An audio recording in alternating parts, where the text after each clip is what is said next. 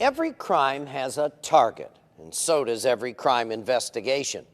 In our first case tonight, a cunning crook hangs his target on a bank, but winds up taking dead aim at an innocent family.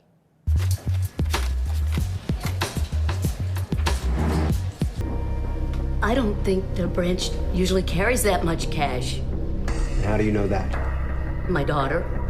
And how much do they usually carry? $25,000? Well, guess that's enough to get me out. Are you married? Yeah. Well, since you had the car seat, you must have a child. No. That's what garage sales are for.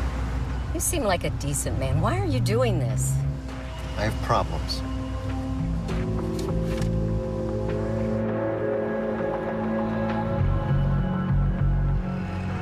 Horrific ordeal.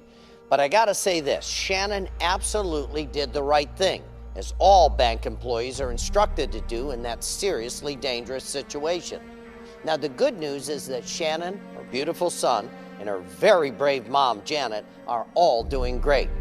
But authorities still have no idea why the robber picked Shannon's bank or why he specifically targeted her.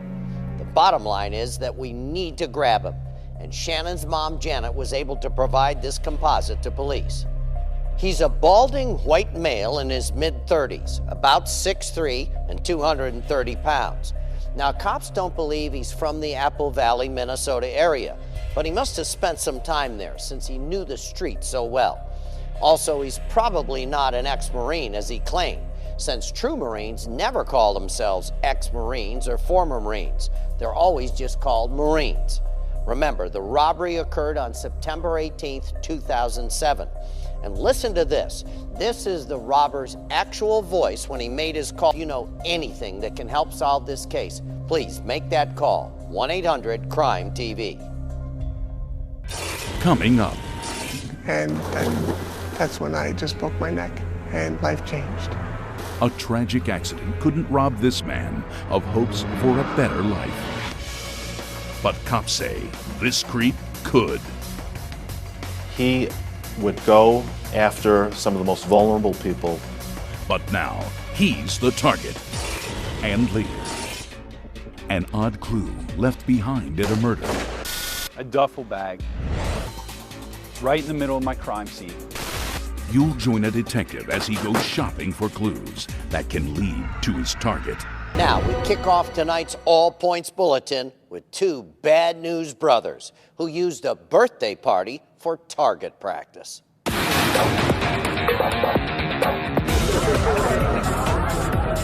While partygoers in Grand Rapids, Michigan celebrated a birthday on September 30th, 2007, just a few blocks away, a gas station attendant was celebrating something very different: survival.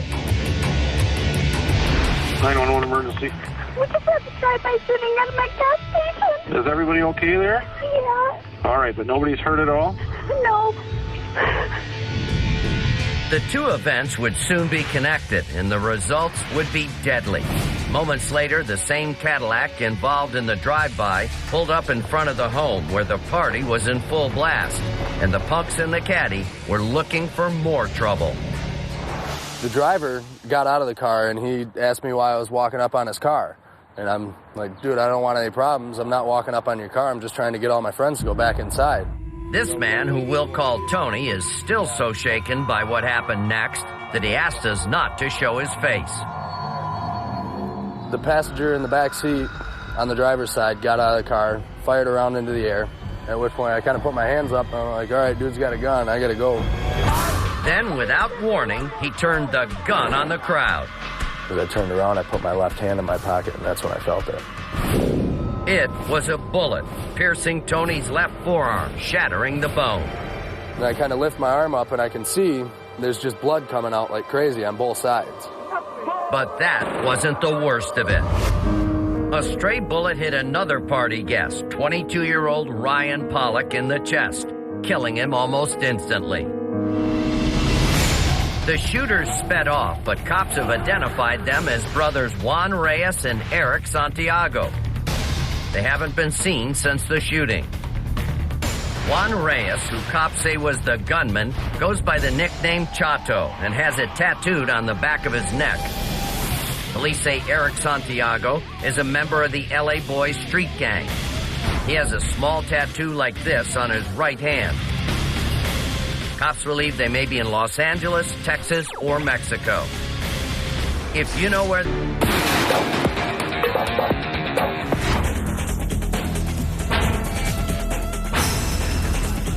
Police in Newport News, Virginia are after a bank robber they say is a dangerous menace.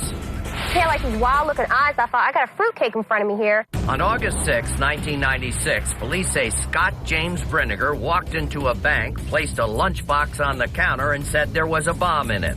He wanted $20,000 in hundreds. And he said, well, he's going to die anyway. He doesn't care. He'll kill us all. I had to take him for his word. I'm not a bomb expert. There was wires coming out of the bag, so I had to assume that it was. Police say Brinegar, caught on surveillance tape, left the bomb behind. Police later arrived and determined the bomb was a fake, but it was too late to get Brinegar. He and the cash were gone. Cops tracked him to this trailer. They didn't find Brinegar, but they found lots of evidence. Cops say Brinegar left behind the shirt he wore in the robbery and the wire and duct tape he used to make the bogus bomb. He even cut his hair to change his appearance, but he was in such a rush, he didn't have time to flush the evidence away. This is what Scott Brinegar looked like before his haircut. This is what police think he looks like now. Police say Brinegar once bragged to a friend that he wanted to be the next Unabomber. Let's get this guy behind bars tonight before his next bomb is a real one. If you've seen Scott Brinegar, call our hotline at 1-800-CRIME-TV. Now, we've been chasing this creep for way too long. Let's finally grab him tonight. Now, take another real good look at him and all the rest of our fugitives at amw.com. Coming up, a bloody murder rocks a South Florida neighborhood. But what the killers left behind helps a veteran cop target them. See how crime stopping goes shopping next.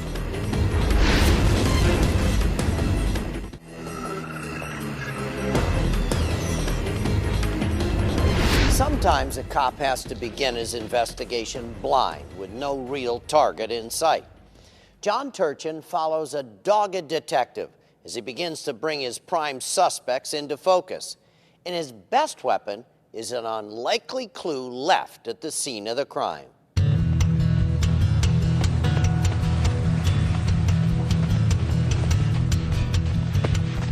What I like about running is you're not only developing your body, but your mind.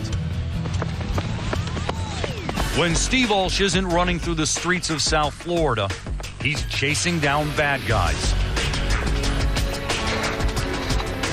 A veteran homicide investigator with the Palm Beach County Sheriff's Office, Olsh realizes some of his cases are like a sprint, solved right away.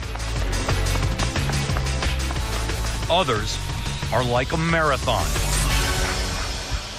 An investigation's a lot like a race. You might beat me in the beginning, but I'm going to get you at the end of the race. But one case has this detective running in circles. It began with this 911 call just after midnight, February 22nd, 2009 in Lake Worth, Florida. 911, what's your emergency? You guys just got shot. There's still shooting over here. Please come now. Okay. Our call went out as a shooting, and we knew that it didn't look good. The initial information was that it wasn't looking good for one of the victims, possibly two. Detective Olsh found out his victims were two brothers, Daniel and Angel Rivera. Neither with a criminal history, both seemingly in the wrong place at the wrong time. I see the yellow numbered markers, so I know I have evidence on scene. I see the bullets on the ground. I could see the bullet holes. There's still some blood on scene. And there were still more questions than answers. Where did my bad guys come from? Why would they have done this? Which direction are shots taken? Why these people? That's what I'm after. Been out here for a while. You see anything? So Detective Olsh went looking for an eyewitness. He finally found one willing to talk. Steve Walsh from the sheriff's office. I'm investigating this homicide. Did you see anything? It turns out the eyewitness had seen quite a bit that night. And I look over and I see a cream tan-colored car going very slowly up the road with its lights off. The man went on to tell Detective Walsh that at that very moment, Daniel Rivera and his girlfriend were outside their home talking while two other brothers and their families were inside.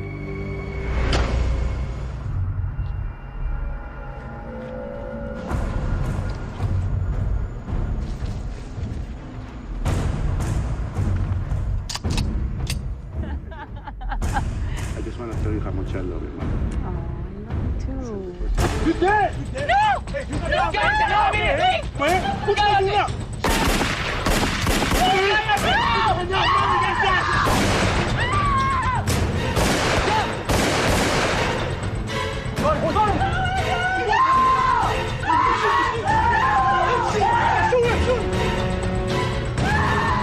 He's gonna go, man! Hold, he's gonna go! Next thing I knew, two people are running down the road. They're trying to jump in the car. They could not get away fast enough. That's all I needed. Thanks. It still didn't make any sense to this hardened homicide detective. He couldn't figure out why anyone would target the Riveras. Perhaps the answer lied inside the house. As I enter the house, what I'm looking for drugs, I'm looking for guns, I'm looking for money, I'm looking for anything of value that's going to make somebody want to get inside of that house. When I get in there, I don't find anything to support that. What he did find was another eyewitness, Angel and Daniel's older brother, Eddie, who told him how he unexpectedly rushed to the rescue, something he will never forget. I saw two of my brothers laying down on the ground. Ay, Dios mío, me lo mataron. What do I do? Nothing but make noise and try to get them away from here. That's all I could do. I ran into my bedroom and started slamming my bedroom door real hard. So it would sound like a gunfire and it scared them away. You got guns, man! You got guns! What can I say? You know, no gun, no nothing, trying to protect my family. I see two of my brothers down in the ground, you know, shot. What do I do? Nothing but make noise and try to get the people away from here. That's all I could do, you know? Eddie's words weighed heavily on Detective Walsh. He knew how much Eddie loved his brothers. While they fought for their lives in a nearby hospital, this veteran investigator was fighting what appeared to be an uphill battle himself, struggling to find that key clue. And then I find this, a duffel bag, right in the middle of my crime scene, sticking out like a sore thumb. Any idea who it belonged to?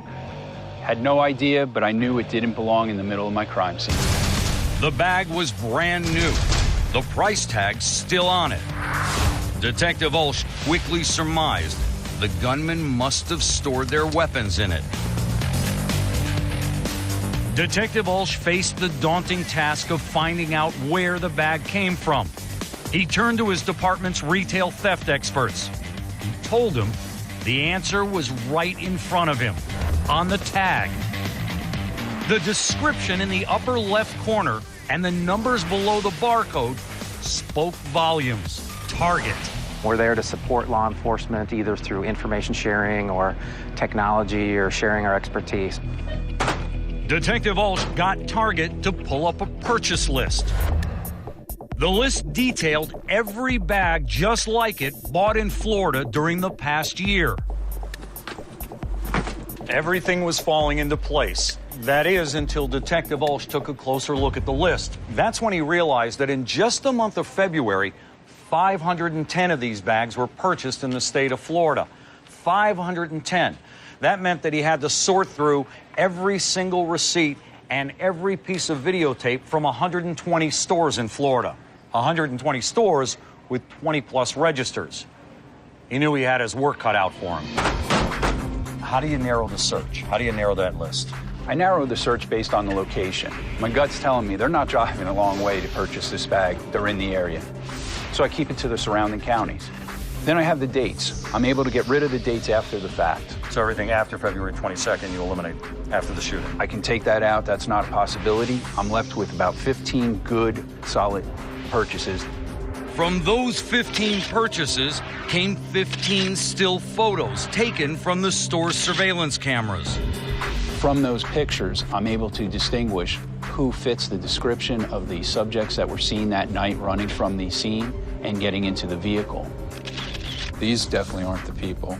It's not him. Then I get to this one, and I think, these are my guys. Then he pulled up the store's surveillance video. I can't believe my eyes when I'm looking at it. As I'm viewing the video, I think this is great. Not only do I have them entering the store together, I have them making the purchase together, I have them leaving the store together. Detective Ulsh now knows 2 of his 3 suspects were in this store in Boynton Beach, Florida, roughly 8 hours before the shootings on February 22nd, 2009. An ambush that took the life of 36-year-old Daniel Rivera and nearly killed his younger brother, Angel. I don't have no enemy. He doesn't have no enemy. I mean, I don't know who would do this, something like this. We don't know who, why. Detective Ulsh now needs your help to get him across the finish line. If you recognize either of these men or know anything about the shootings in Lake Worth, Florida on February 22nd, 2009, call our hotline at 1-800-CRIME-TV. Now, take a really good look at the surveillance images from the Boynton Beach, Florida Target store again for one more very big clue in this case. Cops say this man is probably this boy's father. Now, I know someone out there has got to recognize one or both of them. Detective Steve Ulsh is at our hotline right now, and he's waiting for your tip. So if you have any information on the case, please pick up the phone, have the guts to make that call. Remember, you can remain anonymous. 1-800-CRIME-TV. Coming up, a cell phone can be your lifeline, but in the hands of a criminal, it can be used to exploit an individual and to locate them. See how cops say one man used a cell phone to kill. Michael Burke pled guilty to raping and assaulting 2 young girls in Pennsylvania, but fled before sentencing. He works as a handyman and an electrician. He may be in Oklahoma or Mexico. Cops say a surveillance video in Pahrump, Nevada, caught Jaime Albaran shooting this clerk to death during a robbery. He has distinctive moles on his nose and cheeks. He may be in Nevada or California. Police in Hammond, Indiana are looking for Christopher Ray McFolson, who they say raped a 14-year-old girl. McFolson works as a bricklayer. He often travels between Chicago and Memphis. Brian Andrews is accused of driving drunk when he hit a Florida couple's car head-on, killing both of them instantly. Andrews may have a goatee. He might be in Florida or Cincinnati, Ohio. Now we need your help to grab a real creep who used his cell phone to track down a clue. Marshall has used the screen name Monkey Boy in online chat rooms. Really, Monkey Boy? It should be Creepy Coward Boy. Now, to see more clues about him, you can go online to amw.com. And if you know where Monkey Boy Jeffrey Marshall is, you can leave your tip on our website or call our hotline. Either way, you've got my guarantee. You can remain anonymous. Next, when life as he knew it ended, he still held on to hope. But one heartless predator took even that away.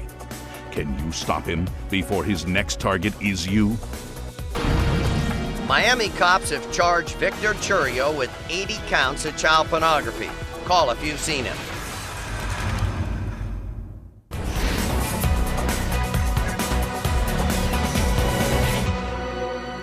Now, you're about to meet someone who became the target of a really despicable crime.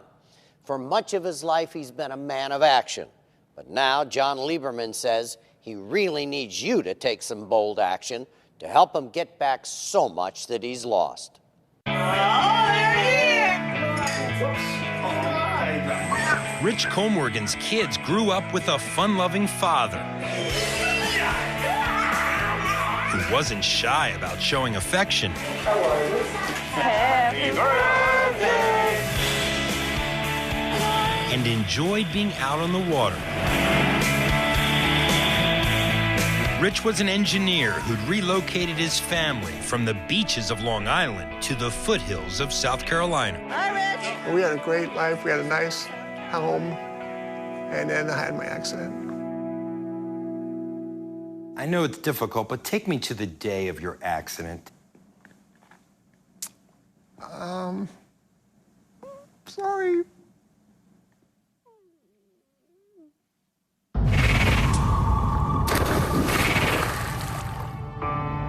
Rich remembers an idyllic day watching his son in the pool. I swam over to the lifeguard stand, and I dove in after him to play with him, not realizing how shallow it was. And I hit my head on the bottom, and then that's when I just broke my neck, and then life changed. Rich would find himself dependent on his aging father and 2 kids. My dad and my family, if it wasn't for them, I wouldn't be here. I just want to get better so I can help them and be a good dad again. Button click, mouse grid. Rich learned how to use a voice-activated computer to keep up with his kids. Page up, mouse grid.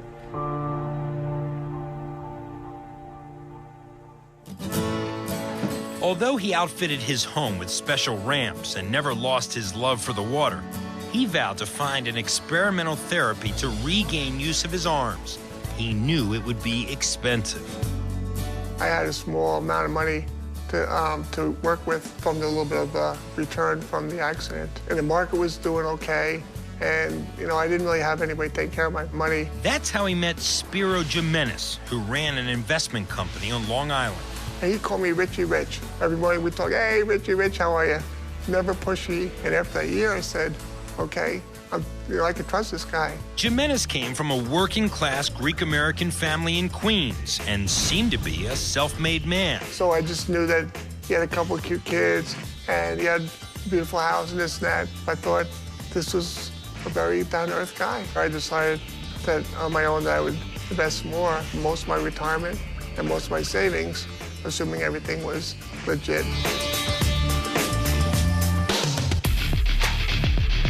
But the assumption was shattered on October 13th, 2006. That's the day Jimenez told his wife he was taking a client to a New York Mets playoff game. He hasn't been seen since. They bought a one-way ticket with cash to Athens, Greece. He boarded that flight and flew overseas, but the investigation cannot determine where he in fact wound up. He never entered Greece in his true name. The FBI calls Jimenez a classic con man who shrewdly sizes up his victims before ripping them off. Spiro Jimenez is a financial predator in the true sense of the word. He would go after some of the most vulnerable people to get their money.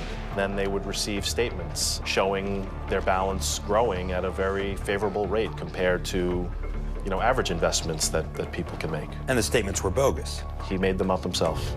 Rich Colmorgan is far from alone. We've identified approximately 27 investors who collectively lost about $9 million. The majority of those folks were people over the age of 65. Rich lost $280,000 and the chance to find a cure for his paralysis. So I was betrayed, I was hurt, I was shot in the heart. It's hard to say money is not everything, but money for me in my state right now, it was so important. Does it make you less trusting? You know, I wish I said yes, but unbelievable, I'm still so gullible. I want to still trust everybody. But cops say Jimenez violated that trust, and that's why it's up to us to get Rich some justice. Jimenez is a gambler whose game of choice is poker.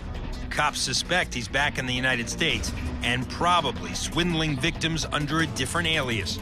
If you know where Spiro Jimenez is tonight, please call our hotline at 1-800-CRIME-TV. What cops say Jimenez did to Rich just shows that this lowlife's got no humanity. But we've got 9 million good reasons to take this creep down. And here's another clue that could help do just that. Germanis likes to show off old pictures of himself in bodybuilding competitions. So if you think you've seen him or his old muscle man pics, don't hesitate. Pick up that phone and call our hotline before he ruins any more lives.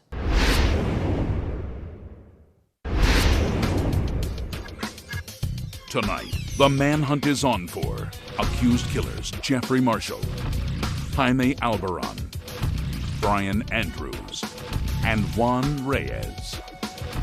His brother Eric Santiago is wanted for attempted murder. Spiro Jimenez charged in a multi-million-dollar fraud scheme. Child rapist Michael Burke. Accused child predator Kareem Hack. Scott Brinegar charged with bank robbery. And police need you to help identify this suspect in a Minnesota bank robbery.